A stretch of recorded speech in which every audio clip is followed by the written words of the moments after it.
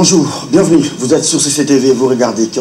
Rapidement, voici le sommaire de votre magazine. Le verdict du Conseil d'État est sans appel. Pas question d'être en même temps parlementaire et d'être membre du gouvernement. José Makila subit donc son premier camouflet. Ils sont près de 28. L'avis consultatif du Conseil d'État a été rendu public hier.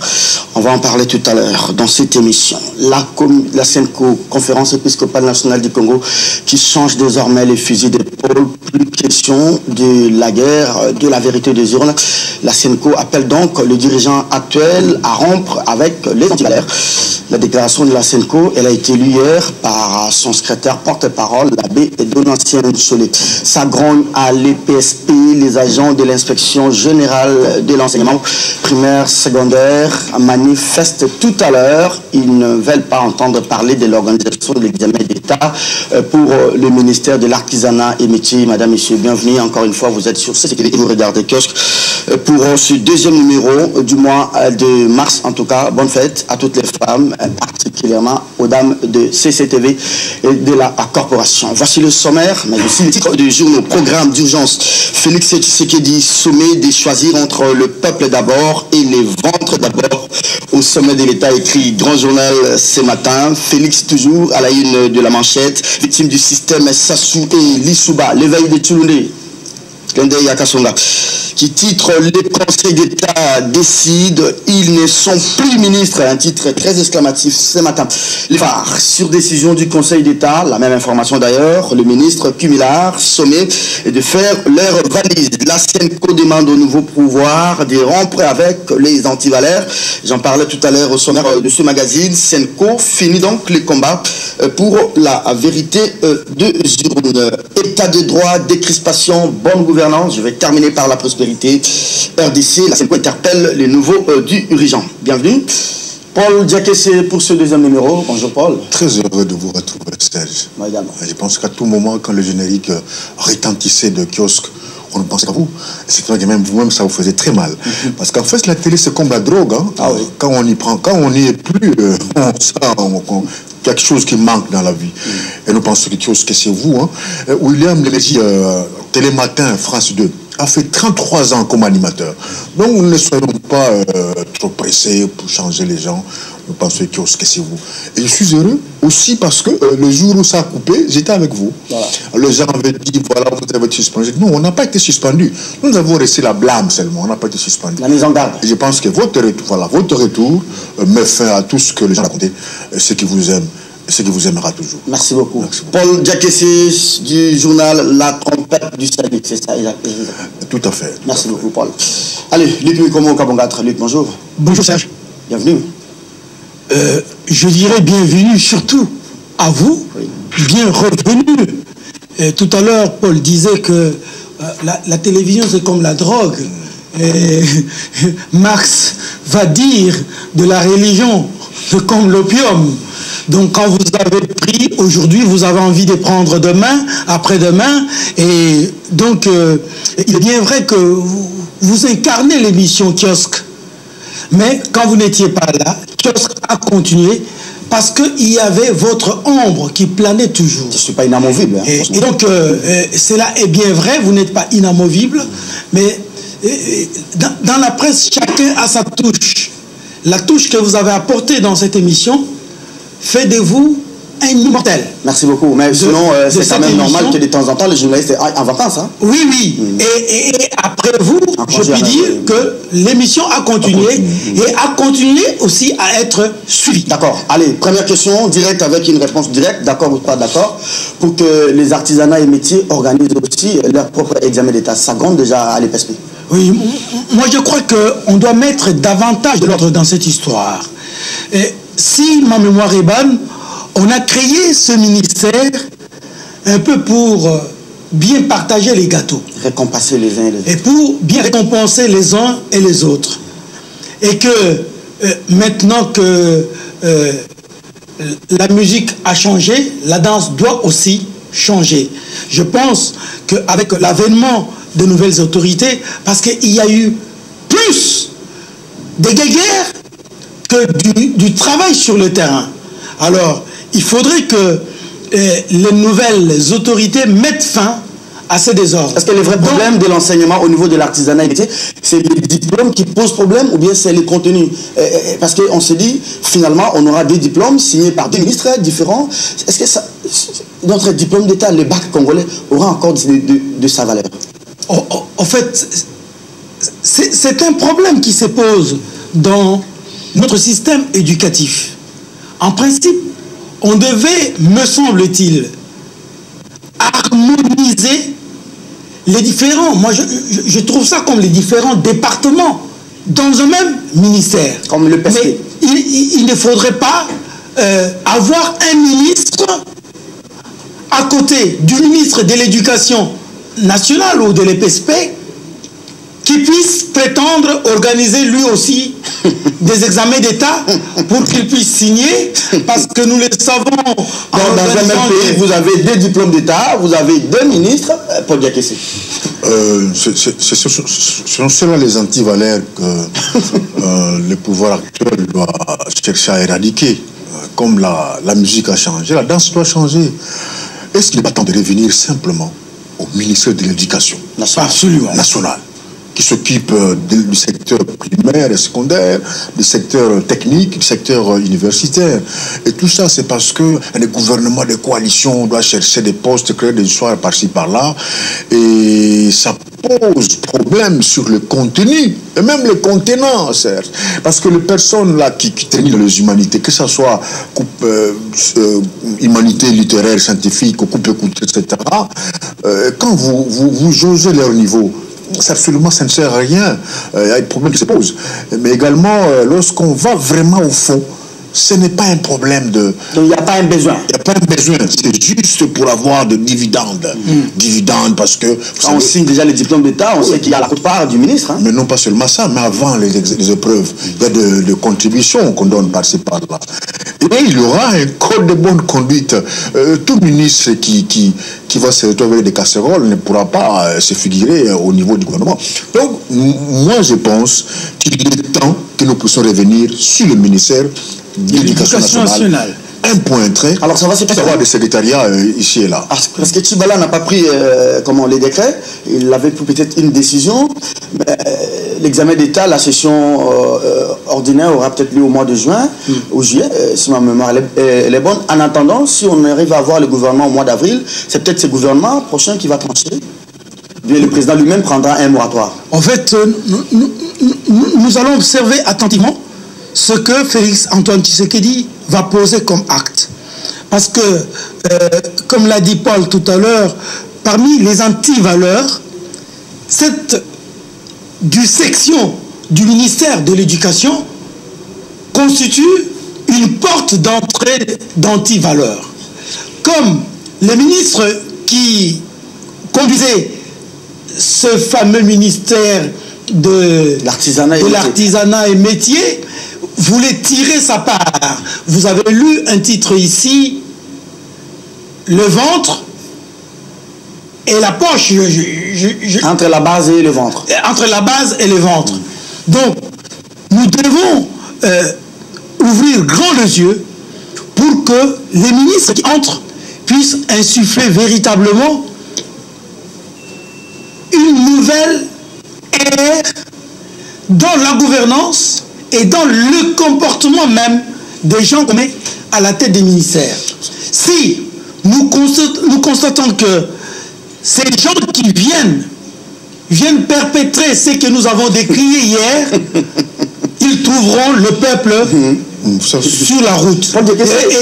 Et là, Paul, vous allez me donner une petite minute. Non, c'est moi qui vous donne des minutes. Merci beaucoup. Oui. Donc, vous avez vu la réaction de la base de l'UDPS.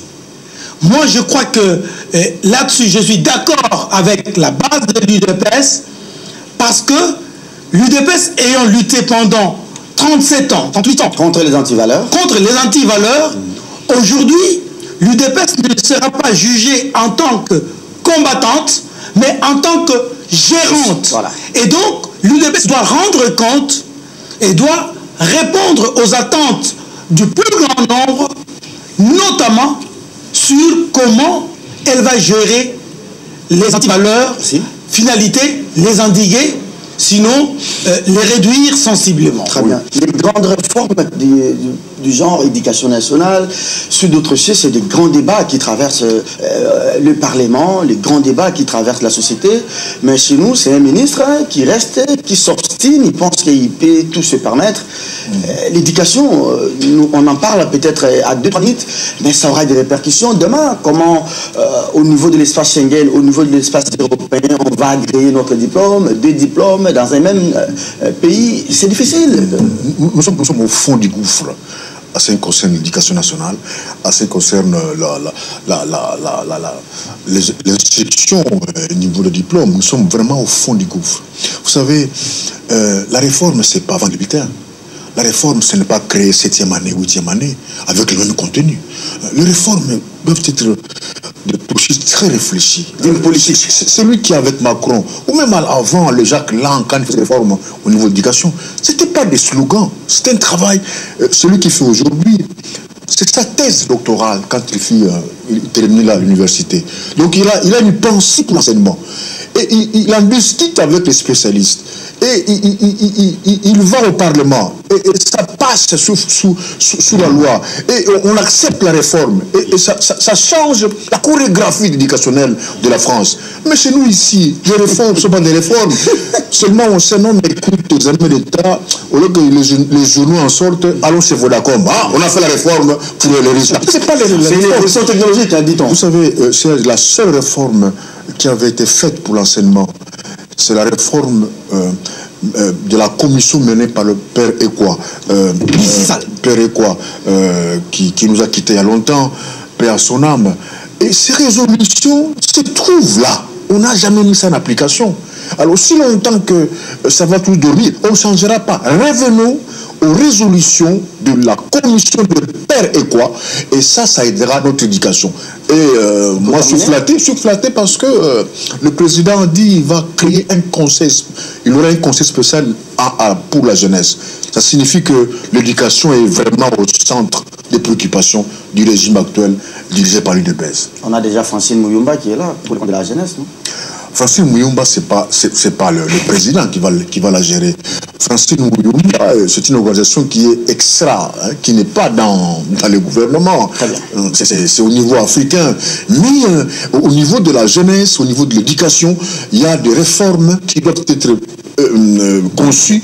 Et on n'a pas inventé la roue. Revenons seulement aux réformes conçues par la commission de père Ekwa à l'époque de la CNS. Et ça aidera le pays. Madame, Messieurs, vous regardez Kiosque, c'est sur CCTV, sur le 2e numéro.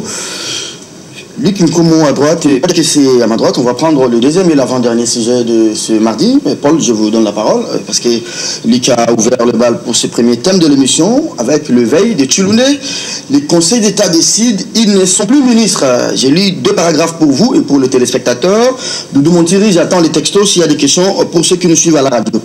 Au lendemain de la validation de leur mandat en tant que députés nationaux, le Premier ministre ad intérim de l'époque, José Makila Soumanda, avait introduit au Conseil d'État section consultative au nom de tous ses collègues membres du gouvernement élus députés nationaux et en son nom personnel, une requête en interprétation de la portée des dispositions des articles 77 et 78 de la loi électorale afin de clarifier s'ils doivent cesser immédiatement leur participation aux activités du gouvernement en expédiant les affaires courantes jusqu'à la remise et reprise avec les nouveaux animateurs en application du principe des continuités de l'État et des services publics ou s'ils doivent démissionner. Ouf, le poids de l'âge, j'ai lu difficilement ça mes vers.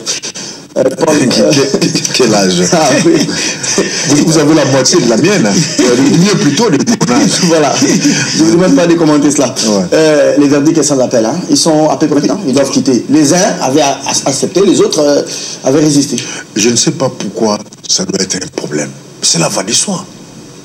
Dans les démocraties modernes, lorsque vous êtes élu député, vous n'êtes plus au gouvernement. Et d'ailleurs, ça devait être automatique.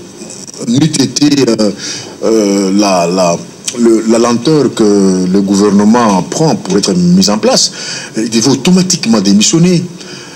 Mais dommage que lorsqu'on a plusieurs maisons à entretenir, hein, plusieurs bouches, plusieurs bureaux, on devient égoïste, on veut avoir plusieurs postes à la fois, parce que parmi eux, il y a de ceux-là qui sont élus, ils ont été élus à la nationale, à la provinciale, ils sont encore candidats sénateurs, ils sont encore ministres. C'est pour servir le pays. Ils veulent encore aussi rester. Et je pense que ça, ce n'est pas pour servir le pays, mais pour seulement se servir.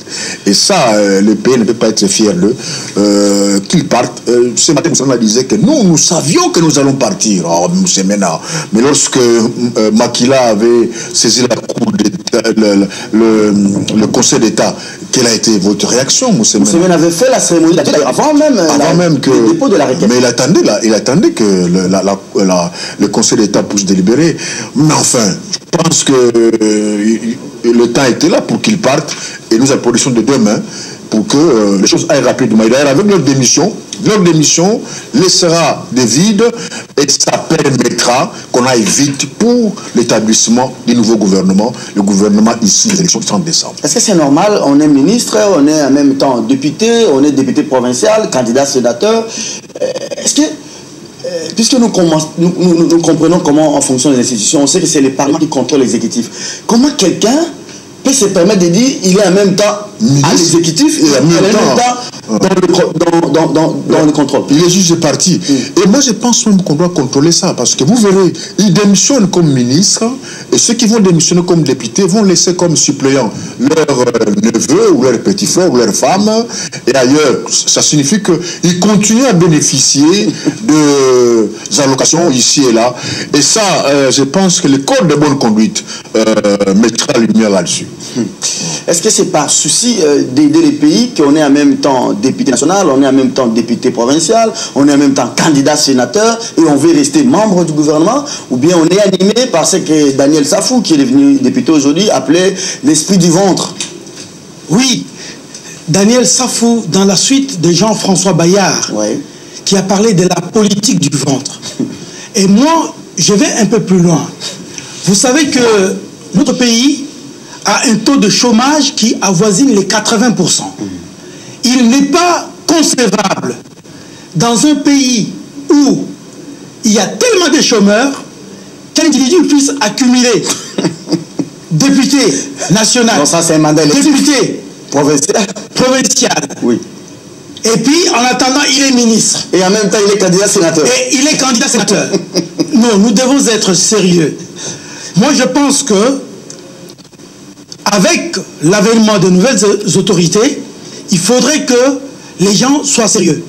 Cette histoire d'être à la fois candidat député national, candidat député provincial, candidat sénateur, je crois qu'on doit y mettre un peu de propriété là-dedans. Sinon, nous allons encourager l'amplification du chômage. Imaginez-vous, une personne a été élue député national. Au lieu qu'une autre personne soit élue député provincial, c'est la même personne qui a été élue député national qui est encore élue député provincial. En attendant, le pays est gangréné par le chômage. Est-ce que vous trouvez ça sérieux? Est-ce que la démarche initiée par Makila et consorts répondait à la raison, franchement? Non. Makila, c'est un aîné à moi. Je le salue en passant. Mais nous parlons pays, nous parlons nation, nous parlons État. Je crois que sa démarche était une démarche de mauvais goût. Sa sauce était faite des ingrédients inconsommables. C'est pourquoi le Conseil constitutionnel, le Conseil d'État, le Conseil d'État, excusez-moi, a rejeté. On ne peut pas être à la fois député national, député provincial, ministre, et en soi-même, on accumule 3 fonctions. Et on se dit, je sers la nation. Non, vous détruisez la nation, ou vous opérez un choix. D'entre les 3, c'est comme on a dit des journalistes, ou vous êtes journaliste, vous présentez votre émission, ou vous êtes politique, vous allez en politique et vous abandonnez le journalisme. En abandonnant le journalisme, Mouta mutatis mutandis, bien sûr, mais on crée aussi l'emploi. Quand Serge devient sénateur, quelqu'un d'autre vient ici. Peut-être c'était quelqu'un qui était au chômage, qui trouve maintenant un espace parce que ça a été libéré. Mais qu'est-ce qu'on pousse les gens, au-delà de ce que les confrères a dit tout à l'heure, il dit peut-être qu'on a des premiers, deuxième, troisième, quatrième, cinquième bureaux, mais vous pensez que vous avez tout ce bureau-là, les trains de vie, c'est l'État qui doit prendre ça en charge. Qu'est-ce qui pousse réellement les gens à chercher à être en même temps ministre, en même temps député, à être candidat à tous les niveaux? J'ai vu Badi Banga ici, Samy pour ne pas les citer, candidat député national, candidat député provincial, candidat président de la République. Président de la République. Et il a échoué dans tout. C'était carrément ridicule. C'était carrément ridicule. Moi, je pense que la nomination prochaine, et très prochaine d'ailleurs, des animateurs des institutions de la République doit tenir compte de tout cela. Quelqu'un qui est député national ne doit pas être député provincial. Il ne doit pas occuper une autre fonction, président du conseil d'administration dans telle entreprise. Non. Vous occupez une fonction, vous le faites bien. Vous la faites bien. Merci. Vous laissez l'autre espace parce que ce ne sont pas des têtes qui manquent dans ce pays. Oui. Ce ne sont pas des compétences qui manquent. Mais il faut une certaine intelligence pour gérer parce que les gens qui ont 3, 4, 5 femmes. Je me rappelle l'ancien ministre. Ils disent quoi? Non, c'est l'État qui va me prendre en charge. Oui, l'ancien ministre au village, vous avez l'énergie. Ici, vous avez le même Maître Matadinenga. Oui. Il a sorti une expression qui est restée célèbre. Épousette. Des épousettes. Merci beaucoup. Même si vous n'avez pas répondu à ma question. Si, je vous ai répondu. J'étais en train de dire, oui, bon, attendez, qu'est-ce qui pousse ces gens-là? C'est le goût d'aider les pays, ça répond à la logique du ventre. Paul, déjà, vous avez répondu. Oui, oui. C'est... Ils sont au service du ventre. Et puisqu'ils ont un peu d'argent, vous avez entendu, la population l'a châtié, l'a sanctionné. C'est lui qui avait dit Tozalamo Patas. La population dit tiens, un tel individu ne viendra pas pour nous servir, il viendra pour chercher son mot patas, alors nous le lui privons. Très bien. Et on a châtié ces messieurs-là. Ils ne sont pas au service du ventre. Quand vous dites du, c'est leur ventre seulement. Oui. Ils sont au service des ventes. Parce qu'il y a beaucoup de maisons à entretenir. Oui. Les bureaux et les épousettes. Voilà. Mais c'est l'État qui prend leurs épousettes là. Malheureusement. Non pas l'État, c'est moi et vous, les contribuables. Mais aussi, j'avais juste un autre volet. Est-ce que devons-nous continuer avec des politiciens carriéristes? C'est-à-dire des gens qui vont rester toute leur vie politiciens. Hein? Ils n'ont pas de métier, mais ils font de la politique. Nous devons, il faut qu'il y ait une loi, parce que nous créons une classe politique qui est devenue, tu vois, vous voyez, lorsqu'une plaie a été mal soignée, il y a une cause qui se forme là. Ce sont des gens qui changent aujourd'hui avec Serge, demain c'est avec Luc, avec moi, etc. Dans les coalitions, des combines. Nous pensons que cette classe-là, il faut qu'elle parte. On doit renouveler la classe politique. Donc nous devons limiter les mandats. Quelqu'un qui a fait deux mandats à la députation ne peut plus revenir parce qu'il y a toujours des Congolais qui veulent travailler. C'est une réflexion que nous avons lancée peut-être dans les jours à venir. Tout à fait. Raison pour laquelle, en devenant carriéristes, ils sont devenus spécialistes en montage politico. Ils sont devenus des gourous dans leur fief. Ah, voilà. Ils ne peuvent pas échouer. Tout à fait. Donc c'est ce que je voulais dire. moi, je voudrais embrayer.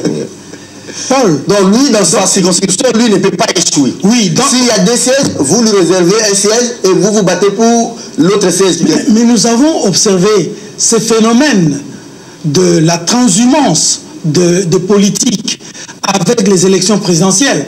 Quelqu'un qui se rend compte que je ne vais pas réussir, bon, qu'est-ce que je fais? Je dis par ailleurs que c'est de la politique. Je m'attache à l'autre. L'autre auquel il s'attache, il était inimaginable hier qu'ils fussent ensemble. Ils sont ensemble. Pouf! Il dit, bon, comme je ne suis plus candidat président, je deviens candidat député. Par malheur ou par bonheur, il est élu.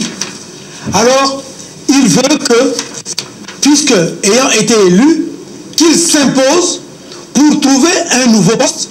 Un nouveau poste, moi je disais tout à l'heure, pour son ventre, Paul me rectifie, il dit pour des ventres, et des ventres, effectivement, il en a. Merci beaucoup. Mais ces gens-là, justement, les ayant identifiés, il faudrait que le nouveau pouvoir nous donne les signes forts de la mise fin de telles pratiques pour que notre espace politique ne soit pas pollué par des politiciens carriéristes. Alors, il y a des ministères ou des vice-primatures où il n'y a pas de vice-ministre. Par exemple, je prends à l'intérieur, mon voyez maintenant député, c'est Basile Olongo qui reste comme ministre au niveau... Il expédie les affaires courantes, simplement. J'ai suivi un vice-premier ministre aujourd'hui, il dit, comme le Conseil a rendu son avis consultatif, nous allons rester à attendre la remise et reprise. Maintenant, il ne va pas toujours avoir de l'influence aux membres du cabinet qui restent, ou bien c'est le secrétaire général qui récupère les affaires. C'est très dangereux là, parce que j'ai suivi sur YouTube l'enfant de Nadendaye. Qui réclamait auprès du ministre l'argent. Le ministre des Sports, vous voulez dire. Le ministre des Sports, parce qu'il y avait un fonds. Il était mécontent du fonds qu'on leur avait remis. Il semblait qu'il y aurait eu plus que ça. Alors, le ministre lui avait dit, vous dites que le DIRCAB, quel DIRCAB sur l'État? Mon patron, ce n'est pas le DIRCAB chef de l'État. Mon patron, c'est le président Félix et le Premier ministre. Donc, si je prends cet exemple, c'est pour dire que ces flous-là risquent de profiter à plus d'un. Dans le margoulage de tout ce qu'ils savent faire comme combinaison dans leur cabinet. Mais une chose est sûre, qu'ils n'ont pas le droit de prendre des engagements, de faire des dépenses qui dépassent des dépenses habituelles, parce qu'ils sont également surveillés. Là où le président Félix est vigilant, et il sait ça. Et il a même dit que c'est lui-même qui choisirait le Premier ministre. Plutôt, le ministre de la Justice. Hein? Ce n'est pas que parce qu'il y a coalition, non, c'est Serge, nous, notre plateforme, nous proposons Serge. Non.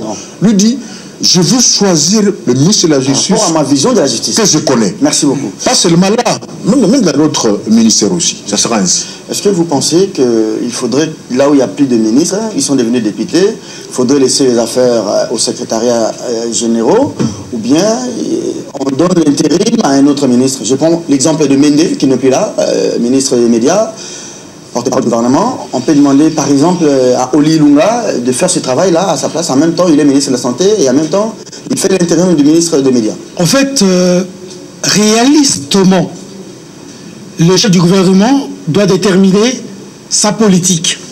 Mais on a vu sous d'autres cieux. La Belgique a passé, je crois, 12 ou 13 mois sans gouvernement. La tâche des ministres était confiée aux secrétaires généraux, chacun dans son département. Nous sommes dans une administration normale. Hein? Oui.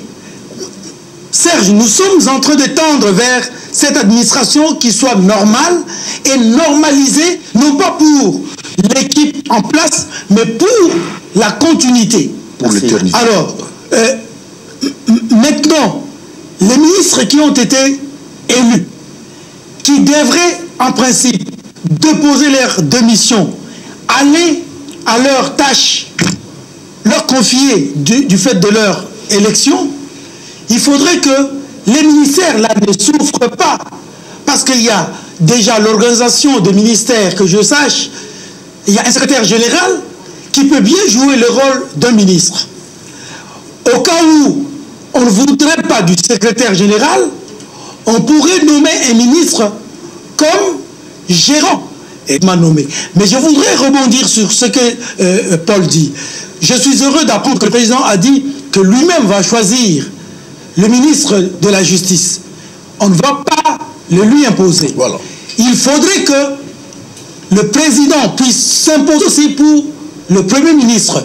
Parce que le Premier ministre est son premier collaborateur. Si vous voulez qu'on en parle, ça sera dans les 5 dernières minutes de l'émission. Paul Diakessé et Luc Mikomo sur ce plateau de kiosque Senko. Et Forum finit les combats pour la vérité des urnes. Luc, l'instance fêtière de l'Église catholique, met le curseur sur l'alternance démocratique. Et Forum, elle invite pendant les nouvelles autorités de la RDC à rompre radicalement avec les antivaleurs des anciens régimes et à donner des assurances concrètes d'une meilleure gouvernance. La Senko interpelle également les pouvoirs pour les parachèvements de la décrispation politique. Absolument. Par là, la Senko se désolidarise un peu de Mafa. Bon, au fait, la Senko, en tant qu'institution de l'Église, ne s'est jamais liée de lien, de complicité avec Martin Fayulu. La Senko a déclaré que les données à ma possession ne correspondent pas à ce que Nanga a déclaré. Serge, puisque nous abordons ce sujet, vous savez que même au sein du FCC, il y a des candidats malheureux qui voulaient aller en justice contre des candidats heureux du même FCC. Est-ce que vous savez ça? Bien sûr. Et on leur a dit, non, vous ne pouvez pas aller en justice. Nous sommes de la même famille politique, nous allons arranger ça. Alors, qu'est-ce qui a changé dans la prise de position de la Senko? C'est peut-être les annonces du président Félix Tshisekedi, ou bien on trouve qu'il a quand même de la bonne foi et qu'il faut repenser et penser maintenant à autre chose et voir un peu l'avenir. La Senko n'aurait eu aucun intérêt de voir le pays être entraîné dans la boue parce qu'il y a un conflit politique. Je pense que la Senko a carrément tourné la page. Voilà. Et ce que la Senko a fait, je m'adresse à mon aîné Martin Fayulu, de pouvoir tourner la page. Nous n'allons plus revenir sur les élections. La Senko, qu'est-ce que je dis? La CENI a donné son verdict. Monsieur Antoine Félix Tshisekedi est élu président pour 5 ans. Ce que Martin Fayulu doit faire aujourd'hui, lui aussi, il fait des plans, des propositions de sortie de crise. Hein? C'est de pouvoir organiser, s'organiser de façon à ce que dans 5 ans, si les choses restent égales à elles-mêmes, il puisse se représenter et si la population a encore confiance à lui, qu'elle puisse voter pour lui. Mais pour l'instant, il n'est plus question de continuer à clamer haut et fort que c'est moi le vainqueur, alors que la page a déjà été tournée. Je pense aussi que M. Félix Tshisekedi, fils de Tshisekedi, a subi ce même sort. Je ne pense pas que Tshisekedi père s'était rendu à la cour. En ce moment-là, c'était la Cour suprême de justice pour réclamer. Non. Il a prêté serment chez lui, mais il a laissé Joseph Kabila mener le pays. Je pense que le rôle de M. Martin Fayulu, c'est de s'organiser en tant qu'opposition, parce que l'opposition, Félix Tshisekedi en aura. Et d'une certaine manière, il a besoin de cette opposition-là. Pour l'aider aussi. Hein. Pour recadrer ses actions. Je vais revenir à vous. Je vous en prie. Paul, qu'est-ce qui a changé dans la position de la Senko? On veut faire de la réelle politique, ou bien c'est en perspective d'une prochaine visite du président de la République, Félix, à Vatican? Peut-être qu'on va s'habituer. C'est Félix Antoine Tshilombo. Alors on va s'habituer à ça. Pas Félix Tshisekedi. C'est pas la même personne. Mais la question qu'il faut me poser... Mais le nom qui nous est familier, c'est Félix. Hein. Or, on n'appelait pas Kabila Joseph. Bon, mais il est le chef de l'État. Voilà. Oui. Il n'est plus un ami. Ça prendra le temps. Il n'est plus un ami qu'on peut côtoyer à l'imiter. Voilà. Je disais, Luc a dit que la Senko a tourné la page. Moi, j'irai encore plus loin que ça. La Senko a effacé les écrits au tableau. Oh, Paul. Ne revenons plus à ça. Donc, les écrits sont effacés. Voilà. Maintenant, avançons. Il faut que le pays soit... On change le fusil d'épaule. Il faut que nous puissions répartir. Par les développements. Vous savez, moi, je n'ai pas prouvé toutes les attaques qu'on avait dirigées contre l'Ansenko, contre Mosengo, j'ai trouvé ça inapproprié et malhonnête. J'ai beaucoup de respect pour l'Ansenko. Quand l'opposition n'avait plus de repères dans ces pays, quand Kabila avait le vent en poupe, l'opposition était en panne d'imagination. Lambeau, là. Puis c'est l'Église catholique qui s'est levée. Si nous avons eu des élections, c'est grâce à l'Église catholique. Ce sera malhonnête de notre part ne pas reconnaître l'apport des catholiques. Les Thierry Landou, les Léonie Kandolo ont vécu pendant longtemps la clandestinité parce qu'ils ont lutté pour ça. Et ça, c'est la touche catholique. Lorsque la Senko émet un point de vue, c'est comme tout le monde peut mettre un point de vue. C'est comme l'État qui a affirmé hier que la manière des erreurs graves. Voilà, des erreurs graves, qui sont tellement graves que même la proclamation des résultats législatifs, c'est pas identique à la réalité. Absolument, l'État. Et je pense que Nanga qui voulait sortir par la grande porte doit chercher quelque chose sera sortir de l'histoire. Parce qu'il a fait des choses qui ne sont pas historiquement inacceptables. Il se fait malheureusement que vous avez la casquette d'abord d'homme de Dieu et en même temps d'être journaliste. Quand vous lisez entre les lignes les déclarations de la Senko hier, vous lisez également entre les lignes les déclarations de l'ECC et de Bokundo d'avant-hier et de l'ensemble. J'ai comme l'impression que les confessions religieuses veulent maintenant mener un combat de la moralisation de l'espace politique. Est-ce que ce combat va appuyer le président de la République, Félix, ou bien c'est un combat pour le mettre un peu en porte-à-faux avec ses partenaires du FCC, qui veulent aussi remplir? En tout cas, je crois les deux. Et même, il faut ajouter les... Félix a besoin de cet appui des églises, des confessions religieuses, pour la moralisation de l'espace politique? Non, appui, c'est pas vraiment ça, mais il a aussi besoin qu'il y ait d'autres ses partenaires qui l'accompagnent. Parce que c'est pas les ministres ou les présidents qui entrent dans la salle de classe pour former les enfants. Donc, il a besoin des partenaires. Mais je crois que ça rejoint aussi son discours de 100 jours. Ça rejoint sa vision des choses. Ça rejoint le combat de l'état de droit que l'UDPS a toujours mené dans ces pays.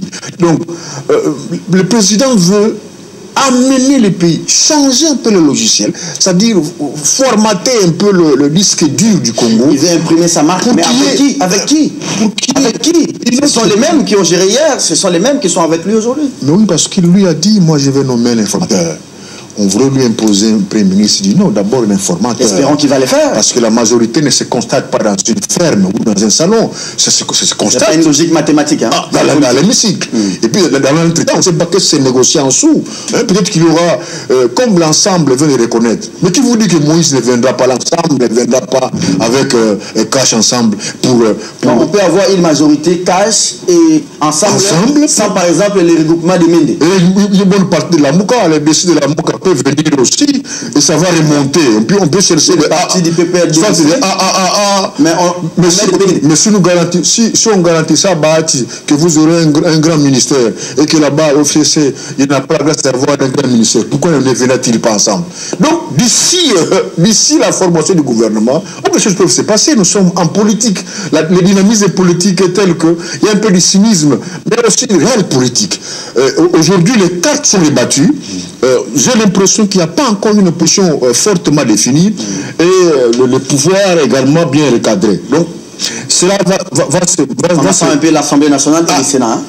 Et le Sénat, on saura qui est là. On attend les élections à Beni, Boutembo et ailleurs. Peut-être que 12 ou 10 députés peuvent s'ajouter pour augmenter le nombre. Donc, il y aura un informateur. Et puis après, on verra le reste. Il y a une question qui me traverse l'esprit là.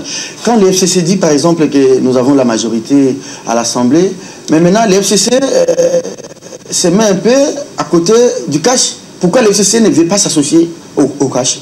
Non, parce que le FCC, la lecture elle est simple. Parce qu'elle veut gérer les pays. Bon, si le FCC veut avoir le gouvernement parce qu'il a la majorité, maintenant, le FCC veut pousser les cash à l'opposition? Non, parce qu'on a parlé d'une coalition. C'est-à-dire, même les termes de coalition là, ou de la cohabitation, ne sont pas encore clairement définis. Donc, nous sommes dans un champ d'un combat politique il faut avoir de grands yeux, il faut avoir de longues fourchettes, et la bagarre est rude. Les couacs ne manqueront pas. Mais une chose demeure, le fait que le président Félix-Antoine Tshisekedi puisse donner son plan de 100 jours, ça signifie que je n'attends pas le Premier ministre. Le Congo est un. Ce que moi je commence à faire... Vous avez suivi la le gouvernement... Vous avez suivi la réaction du FCC. Hein? Oui, comme disait Mendé, ce sont des souris naines qui ont réagi. Ce ne sont pas les grosses calibres. Parce que les réactions doivent tenir compte également des visées qu'on a soi-même dans le gouvernement qui viendra. Jusqu'aujourd'hui, Serge, la majorité n'est pas encore définie. La majorité va se définir. On n'a même pas encore les bureaux définitifs, c'est les bureaux provisoires. Et pourquoi les gens s'agitent s'ils sont confiants qu'ils ont la majorité? Mais c'est une façon d'intimider l'autre. Mais l'intimidation n'a pas marché parce que le formateur sera nommé. J'ai comme l'impression que ça ne sera pas simplement l'opposition derrière ou sur le dos de Tshisekedi, président de la République, mais ça sera maintenant même l'ECC et même la Senko, hein, parce que tous veulent vraiment que Félix rompre avec les antivaleurs. Quand vous lisez Bokundoa, quand vous lisez aussi Outembi, c'est presque des mêmes phrases, des mêmes concepts, des mêmes mots. Oui. Est-ce que ça va aussi aider Félix ou bien ça va les desservir, cette pression? Serge, c'est que je dois d'abord dire... C'est-à-dire, on voit ceux qui ont géré. Oui. C'est-à-dire FCC, Imper et autres. Les antivaleurs, Serge, c'est que je voudrais dire tout à l'heure. Vous avez dit, est-ce que les églises veulent maintenant moraliser? Non. Les églises ont toujours moralisé l'espace sociopolitique. Et maintenant, j'ai dit tout à l'heure que la Senko a tourné la page de la vérité des urnes parce que la Senko pour la parler d'effacer. Pour la parler d'effacer parce que la Senko ne veut pas tourner en rond. Il faut que le pays avance. C'est ainsi que la Senko a fait cette déclaration-là en toute responsabilité. Et là-dessus, je dis que on est en train de chercher d'identifier la majorité. Hélas, moi, je dis à nos amis du FCC, vous avez fait ceci, cela, quand Kabila était au pouvoir. Laissez Félix Tshisekedi faire de la même chose. C'est une jurisprudence, hein? De deux. Elle est positive ou elle est négative? Paul disait tout à l'heure que Félix Tshisekedi va nommer lui-même le ministre de la Justice. J'ai dit qu'il doit aussi lui-même nommer le Premier ministre. Et la logique qui avait été appliquée en son temps, on a demandé à l'opposition de présenter 3 noms. Merci. Il faudrait absolument que Félix, pour montrer véritablement qu'il a la commande des choses entre ses mains, il faut qu'il exige 3 noms. Je termine. Les gestes fatals, c'est qu'on est à la fin. Oui, mais parce que tu as promis des choses. Je vais vous renvoyer au vestiaire tout à l'heure. Oui. Je me rends compte que nous allons terminer sans aborder. Est-ce que tu as parlé aujourd'hui d'une sorte de dégel entre l'Église et les présidents de la République, soit la famille politique du président de la République? Est-ce que vous voyez en perspective une rencontre au Saint-Siège du président de la République? Oui, mais je crois que véritablement, il n'y a jamais eu crise entre le président de la République et l'Église en tant qu'institution. Voilà. J'ai entendu des gens dire que vous savez pourquoi l'Église catholique prend telle position. On dit, vous connaissez la province du porte-parole de la Senko, l'abbé Chollet? Il est du Grand Bandoul. Est-ce que vous connaissez la province de l'archevêque de Kinshasa, Moutoua Bemba? Alors, c'est trop réducteur. C'est vraiment réducteur. J'ai parlé avec un aîné. Dans ma paroisse, je suis de Saint-Gabriel. Je salue l'abbé curé. Je suis de Saint-François des Salles. Ainsi de suite. Cet aîné-là m'a dit que ceux qui tiennent les discours tribalistes, il a dit, ils sont des primitifs. Merci beaucoup. Vous avez épuisé votre temps d'antenne. C'était là votre dernière intervention. Paul Diakessé, je vous accorde maintenant la parole pour parler de la décrispation. Le président a dit ça ici. Il a réaffirmé ça au niveau de la Namibie. Aujourd'hui, l'Église appelle même le président de la République à parachever la décrispation. Moi, je vois plutôt décrispation, pas du genre retour Moïse, sorti de la prison de Diongo ou de Georges Leta, mais je vois décrispation du genre retour de Ngwanda ici, ou encore du général Mounene, ou des anciens de la division spéciale présidentielle, la DSP, qui sont à Brazzaville. Oh, mais le président avait déjà dit qu'il n'y a plus question de part d'exil. Il faut que tout le monde revienne. Parce que vous savez que le 3/4 des exilés qui sont... Vous êtes rentré ici? Tout le monde. Général. Le 3/4 des exilés qui sont ailleurs sont membres de l'UDPS ou sont partis à cause de l'UDPS. Ils avaient demandé de revenir. Mais les combattants ne veulent pas entendre même Ngwanda doit revenir. Serge. Ils ont peur de la clameur publique ou bien... Le chef de l'État aujourd'hui. Merci. Le président de la République, c'est Félix Antoine Tshisekedi Tshilombo. Pas un autre. Habituons-nous. Parce que moi j'ai l'impression que les gens continuent, ils pensent qu'ils sont en train de rêver. Est-ce que je ne rêve pas? Qui est président? C'est Félix ou qui? C'est lui le président de la République. On dit que c'est... Ce qu'il a dit, il le fera. Et pourquoi après Fak Diongo d'ici samedi pourront sortir, pourquoi pas? Voilà. Serge. Est-ce que le général Mounene peut rentrer? Oui, on sera bien accueilli au port au beach Ngobila ici. En fait, vous avez dit que tu peux rentrer, la décrispation, vous le voyez dans le retour de Mbanda. Non. C'est tout ce monde-là. Ouais. Et le président doit agir ainsi. Vous savez, le docteur en médecine, c'est un soignant du corps biologique. Les politiciens, c'est le médecin du corps social. Donc le président de la République aujourd'hui, il est médecin du corps social de la République démocratique du Congo. Il doit guérir ce corps social qui est malade. Merci. Mais il ne doit pas prêter l'oreille au cri des champions. Quand nous débordons là, ce sont aussi les anciennes habitudes des kiosques à l'époque de Kabila. Maintenant, ce n'est plus le kiosque à l'époque de Kabila. Maintenant, c'est à l'époque de Félix. Il faut respecter les antivaleurs. Il faut éviter les antivaleurs. Merci beaucoup pour la question. Allez, je lis les textos des téléspectateurs. Bonjour Serge. Je suis l'honorable Clément Kankoubou Kassawachi Boaboa. J'ajoute foulé. Je suis déjà à Kinshasa depuis le samedi 2 mars 2019 et je salue aussi tes invités. Donc c'est Clément Kankou qui vous salue. Non, je les salue aussi, je connais très bien. Cher Clément, bonjour, bon retour Serge Kabongo. Je salue tes invités et l'équipe qui accompagne l'émission Kiosque Notre Opium.